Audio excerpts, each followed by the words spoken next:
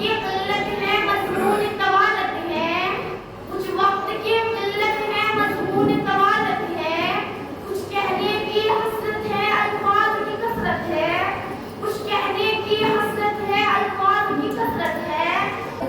نحمدہ ونصلی علی رسولہ الکریم، اما بعد فاعوذ باللہ من الشیطان الرجیم، بسم اللہ الرحمن الرحیم۔ آج میری تقریر کا عنوان ہے سیرت نبی صلی اللہ علیہ وسلم۔ جناب صدر، یقین مانیے جب مجھے یہ موضوع ملا، دل کھلا، دماغ سوجیوں کا مرکز بنا، دل کا روا روا تازے لہو کی طرح تھم گیا کہ مجھے سیرت النبی صلی اللہ علیہ وسلم پر کچھ کہنا ہے۔ جناب صدر، یقین مانیے جب میں سیرت النبی صلی اللہ علیہ وسلم کا تذکرہ کرتی ہوں تو مجھے طائف کی وادی میں پتھر کھا کر بھی ہدایت کی دعا دینے والے نظر آتے ہیں۔ جب میں سیرت النبی صلی اللہ علیہ وسلم کے موضوع پر بات کرتی ہوں تو مجھے آمنہ کے لال بھوکے پیاسے لا الہ الا اللہ کی صدا دیتے ہوئے نظر آتے ہیں۔ میں ان کی سیرت کی کیا بات کروں؟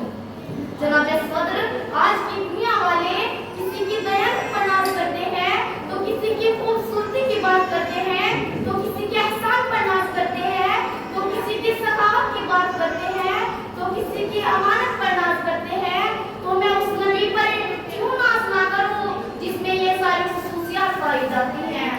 جناب صدر، میرے نبی کے اندر وہ صداقت تھی جس سے ابو بکر صدیق بن گئے، میرے نبی کے اندر وہ عدالت تھی جس سے عمر فاروق اعظم بن گئے، میرے نبی کے اندر وہ سخاوت تھی جس سے عثمان غنی بن گئے، میرے نبی کے اندر وہ شجاعت تھی جس سے علی شیر خدا بن گئے۔